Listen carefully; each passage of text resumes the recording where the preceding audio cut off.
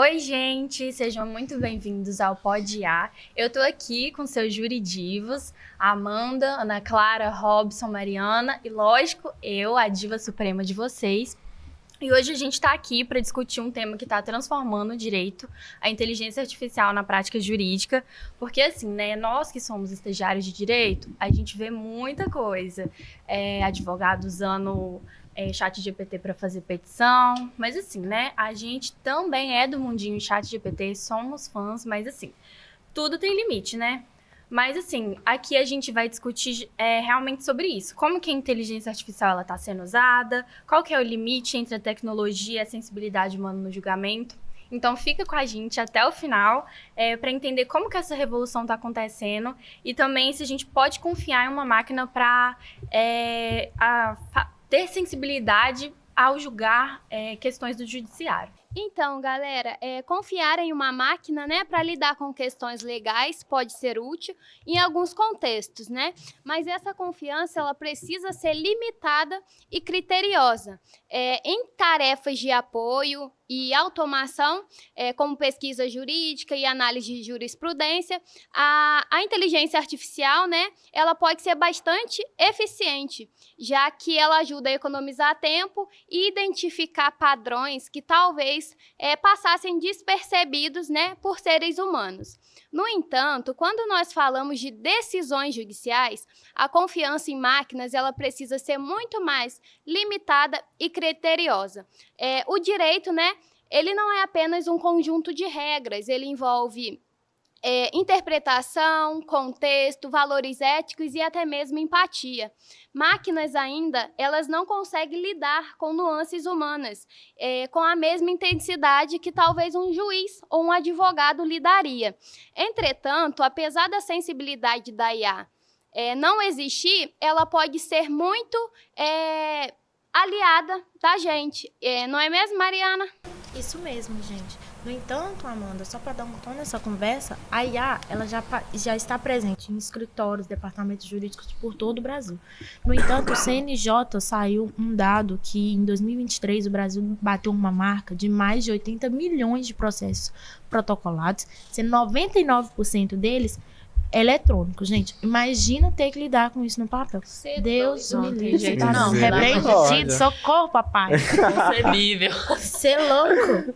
E isso, muita gente fala, o direito tem muito processo, o direito é demorado, o direito é cansativo, o direito é burocrático, mas pouca gente fala do quanto isso abre a oportunidade para a gente inovar.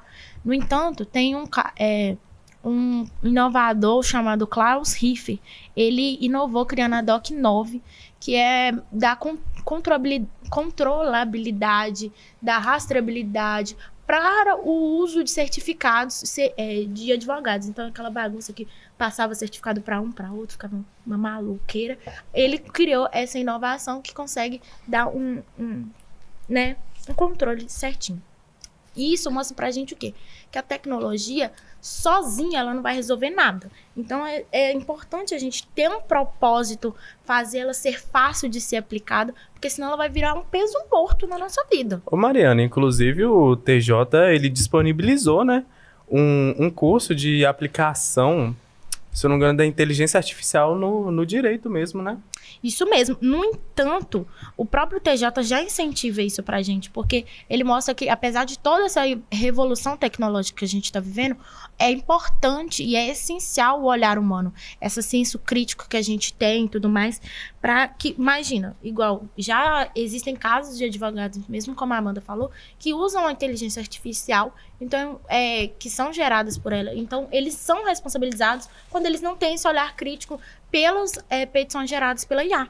Então, o que acontece? O principal segredo que a gente tem que entrar é nessa questão da inovação, com a responsabilidade, da empatia, com a automação. É esse o crucial que a gente vive hoje em dia. Nossa, Mariana, você entrou num ponto que, assim, eu gosto muito dele, que essa questão da sensibilidade humana nas decisões. Igual você falou, a IA ela já está sendo implementada, não tem como a gente fugir disso, e é o futuro, gente, é isso mesmo.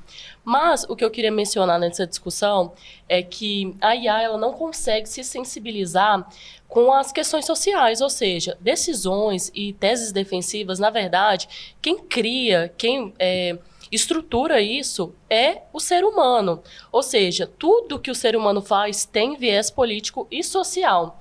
E a gente não sabe qual que vai ser o futuro da IA, no sentido de que da automatização, né? A gente já tem visto muito problema da IA, dos advogados, usando de forma, assim, totalmente genérica e dando muito problema, passando vergonha nos tribunais, e não é isso que a gente, operador do direito, está buscando. Então, assim, aproveitando que a gente ainda está em desenvolvimento, continuar estudando e formando a opinião jurídica para usar a IA como uma ferramenta.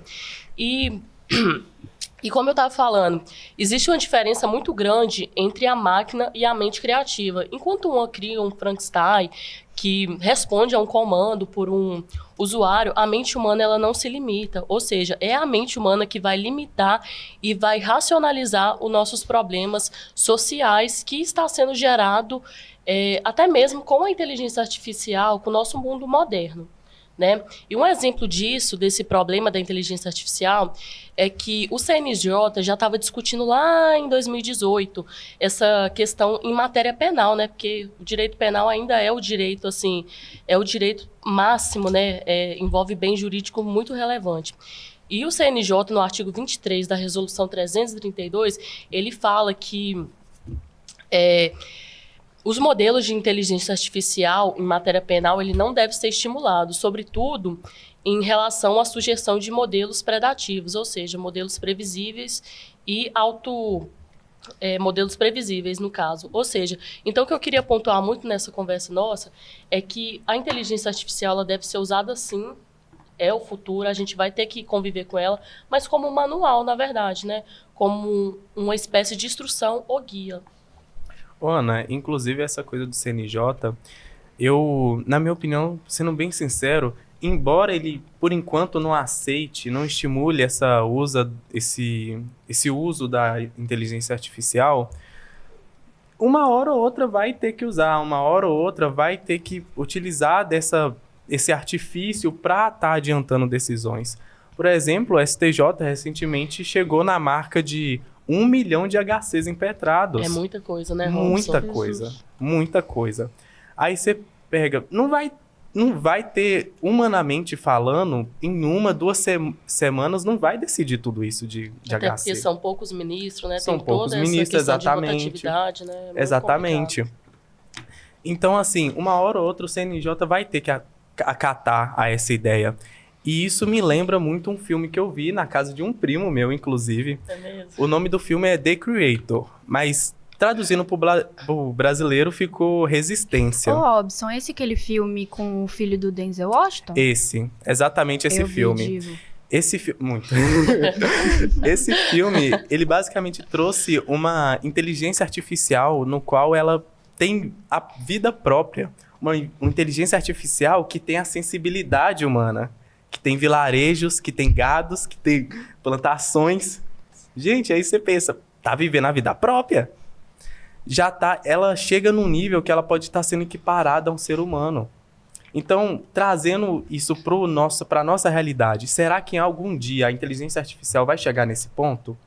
Vai chegar no ponto de uma inteligência artificial cometer um crime e ela ser julgada como réu de uma ação? Vai ter uma inteligência artificial pleiteando indenização por danos morais, por exemplo, contra outra inteligência artificial. Pleiteando direitos, né? Pleiteando direitos. Então, assim, é um futuro, é uma realidade que a gente tem que pensar, porque pode, às vezes, estar muito mais próxima do que a gente pensa. Então, gente, eu acho que é um assunto muito interessante, mas assim, eu acho que o que a gente tira, em resumo, é que a inteligência artificial, ela tá impactando profundamente a prática jurídica, trazendo agilidade, precisão. Então, assim, gente, tá liberado usar o chat GPT, mas, assim, eu acho que o que a gente conclui com tudo isso que a gente ouviu aqui é que o papel do ser humano, especialmente na função de julgar, continua insubstituível. Então, a tecnologia, ela pode, sim, ser a nossa aliada, né? Mas eu acho que a gente, com tudo que a gente ouviu aqui, o que o Juridivos falou, a gente conclui que é a humanidade que dá sentido à justiça, né?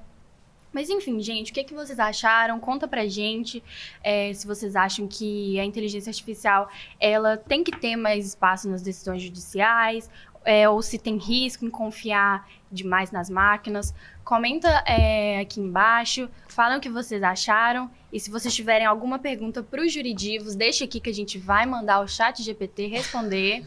Então, assim, gente, obrigada por acompanhar a gente até aqui. Um beijo e tchau. Tchau, tchau. Tchau, galera.